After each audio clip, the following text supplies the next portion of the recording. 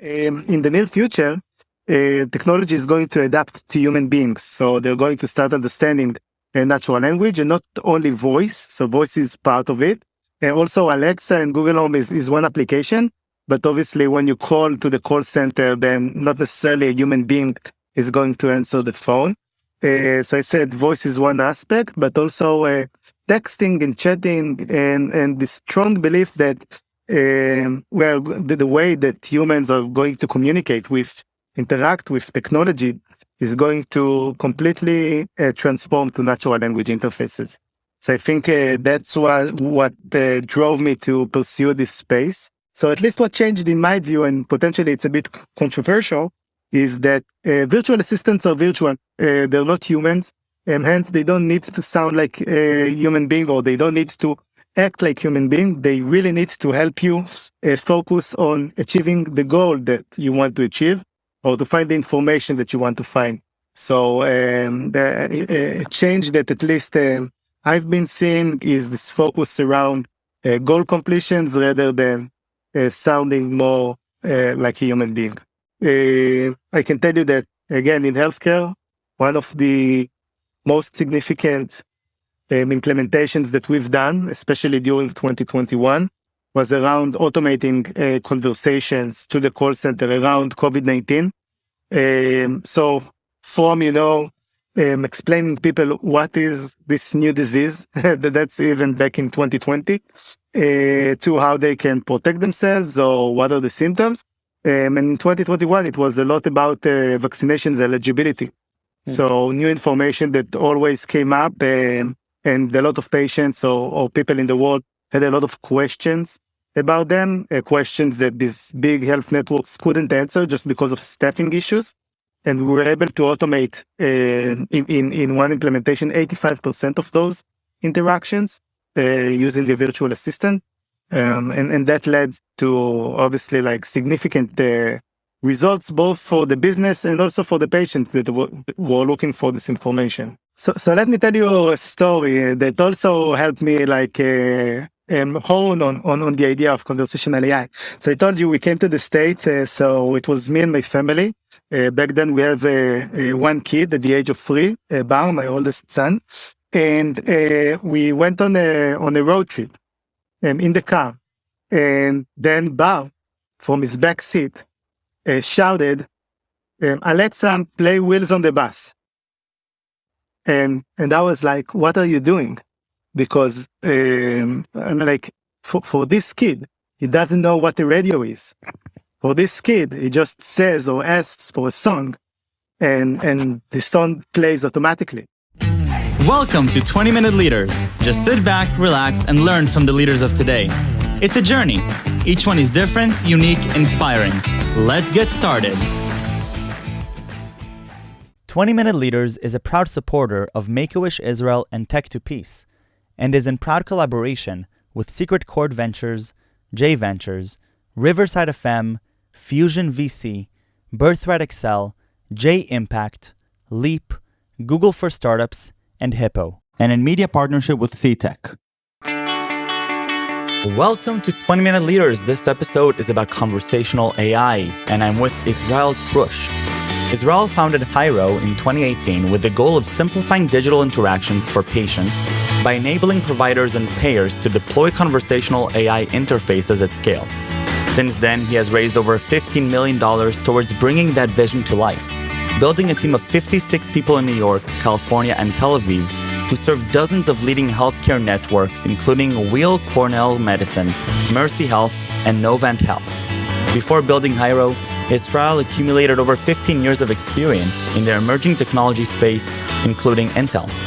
Starting out as a software developer, Israel quickly moved up the ladder to manage engineering and product teams in various Israeli startups, and eventually ascending to head of product at Zeekit, a computer vision company which was recently acquired by Walmart. Israel began his career in 8200, IDF's elite technology unit, and holds an MBA from Cornell University and a B.Sc in computer science and statistics from Tel Aviv University. 4 years ago, you set out to look at conversational AI and the way that organizations and enterprises interact in two-way conversations with anyone, really. What happened there? What is it about conversational AI that sort of sparked your curiosity? You an MBA, you're an engineer by profession. What was it? Yeah, so I think it's it's a long story, but I'll try to make it as short as possible. So throughout my career, from 8200 to being in a bunch of startups, I was fascinated with what's known today as HCI, so human-computer interaction. And I can tell you that in some of my previous roles, I was a software engineer and product manager, trying to understand how we humans communicate with technology, with screens and mobile applications and website and so on and so forth. And then, as you said, I moved to the States to get my MBA. During this transition, I got exposed to Alexa and Google Home. That was back in 2017. So this all nice voice assistant that found the way to our homes, basically. So I got fascinated by them, got very excited, almost immediately very disappointed, I would say, with the lack of sophisticated use cases that they can solve. But I became obsessed with this notion that unlike in the past, where we needed to adapt ourselves to communicate with technology, so to become familiar with websites and structures of websites and mobile applications, and all of various gestures, like pinching and tapping. In the near future, technology is going to adapt to human beings. So they're going to start understanding natural language and not only voice. So voice is part of it. Also, Alexa and Google Home is one application. But obviously, when you call to the call center, then not necessarily a human being is going to answer the phone. So I said voice is one aspect, but also texting and chatting and the strong belief that the way that humans are going to communicate interact with technology is going to completely transform to natural language interfaces. So I think that's what drove me to pursue this space. And luckily for me, I met my co-founder there at Cornell Tech. He did his master's in computer science, and we actually met in the machine learning class. Nothing related to the MBA, just something that I was able to take because of my background, and that's how we started Hyro. Incredible. And so as you're 4 years into, right, a little bit more than 4 years into Hyro, where are you today in terms of your relationship with conversational AI? Has this understanding changed? Has your passion changed throughout the last 4 years as you've been diving more and more into it?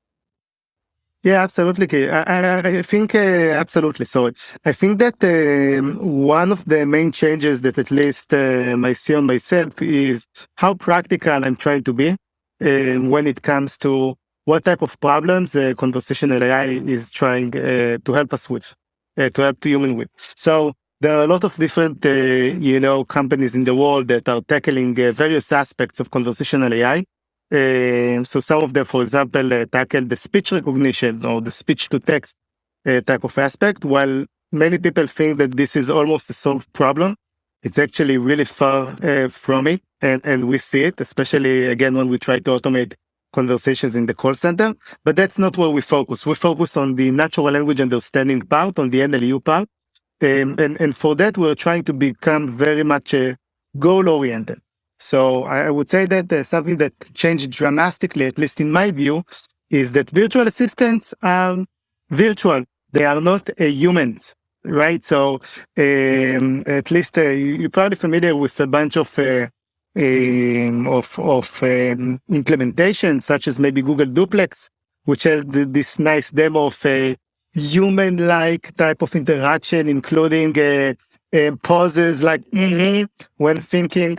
So at least what changed in my view, and potentially it's a bit controversial, is that virtual assistants are virtual. They're not humans, and hence they don't need to sound like a human being, or they don't need to act like human being. They really need to help you focus on achieving the goal that you want to achieve, or to find the information that you want to find. So the change that at least I've been seeing is this focus around goal completions rather than sounding more like a human being. Now, from the industry perspective, what is the impact of conversational AI in your eyes as we're developing these solutions. So why is this something that companies should adopt or should even think about taking today in 2022? Yeah, so I think that so Hyro operates in multiple verticals, but the two main ones today are healthcare and real estate. And in healthcare, especially with COVID-19 in the past 2 years, I think that if they realize their contact center problem, or at least like it become much more clear to them, so they were getting 3x the volume, sometimes even 10x the volume of calls that they were getting beforehand, and they simply couldn't answer all of their calls. Now, you as a consumer probably are familiar with long waiting times. That is something that, in this digital world should be belong to the past. Everyone wants to get the information as fast as possible, as immediate as possible, without waiting for an agent online 24/7 from everywhere, even like while texting. So I think that both like the new expectations by consumers, by patients, as well as the operational inefficiencies of these organizations on the contact center, drove a lot of them to seek for conversational AI solutions, mostly to automate a lot of these interactions and become more operational efficient. I can tell you that, again, in healthcare, one of the most significant implementations that we've done, especially during 2021, was around automating conversations to the call center around COVID-19. So from, explaining people what is this new disease, that's even back in 2020, to how they can protect themselves or what are the symptoms. And in 2021, it was a lot about vaccinations eligibility. So new information that always came up, and a lot of patients or people in the world had a lot of questions about them, questions that these big health networks couldn't answer just because of staffing issues. And we were able to automate in one implementation 85% of those interactions using the virtual assistant. And that led to obviously like significant results, both for the business and also for the patients that were looking for this information. Well, and from the consumer's perspective, how do you see people now responding to conversational AI, chatbots, virtual assistants? What's been, do they treat it as a human? Do they, are they playful with it? Do they trust it? Yeah, so in 2022, the initial reaction is agent, right? This is the initial reaction, and for a good reason, like until now, most chatbots, voice assistants kind of sucked, to be completely honest, and that's what we're trying to change. However, there are organizations today that will not give you access to a live agent without, for example, identifying you first and understanding your status. So if you call Bank of America, there's no way you're going to get to an agent unless you give information about yourself and they actually identify you as a member, and only then you might get to an agent. And that's out of an actual need, right? So if you want to talk with the bank and you don't want to get there physically, you will talk with this virtual assistant, whether you like it or not. But this is maybe the extreme case. Let's take another case in the real estate market. So let's say you found an apartment that you really like, or a property or community that you really want to check out. And it's a crazy market, so you want to schedule a tour as fast as possible, but you saw it at 10 p.m. What would you prefer? You would prefer to wait for 8 a.m. the next morning, or talk with this virtual assistant that might not understand you as well as a human being? Sure. But if it's good enough, it will be able to actually get your details and schedule a tour for you for the next day immediately. So I think it really depends on what you're trying to achieve and what are your other options. Yeah. But obviously, technology is progressing, right? We've seen the recent advancements of large language models and I'm personally been following Google Duplex as a fan for since its inception. Well, we will get to an inflection point where you're talking to an agent and you're not sure whether it's a real person or if it's a virtual agent. How does the world change at that moment? So obviously you're going to be at that intersection because you will be leveraging that cutting edge technology, and you're already implemented it with all of these enterprises and these, right? So you will be the enabler who's sort of making it happen. How are things changing, if at all? I think that a lot of different areas where technology advancements lead to us human beings having more time to do some more complex tasks because we don't need to focus on things that now we get for free. So let's take Waze as an example, or like GPS as an example. Once, at least I remember myself going on a road trip with a map, memorizing routes and figuring out what's the best way to get to somewhere. That's something that I don't need to do anymore. That's it, like period. It's in my phone. I tap it. I don't think about it. And now I have 1 more hour to maybe plan like a nice game with the kids, right? Because I don't need to plan this trip. So why do I give you this analogy? Because, for example, on the customer success or customer support type of teams, instead of answering like the same, I would say, repeating easy questions that people can find online, like what's your opening hours and how can I get there and do you have a parking spot, and even like scheduling appointments. So I gave the example of scheduling a tour with a property that you like. Humans won't need to do that, and that will leave them a lot of time to focus on things that computers will have hard time to accomplish. So, for example, talking about a mischarge, right? Like that's something that even an agent will take a lot of time to realize whether like this complaint is actually justified or not. And he will need to open a ticket and whatnot. So what I believe will happen is that, especially in these contact centers for support and success, the human agents will be tasked and focused on a much more complex set of tasks, and will have much more time to deal with humans, whereas the virtual assistants will take the more mandated repetitive tasks. Now I can have a lot of interesting discussions around, well, what happens when virtual assistants talk with virtual assistants? Actually, our virtual assistants a couple of times talked with the Google Duplex assistants, and that was quite funny. So a lot of possibilities in this new world, and also obviously a lot of new challenges.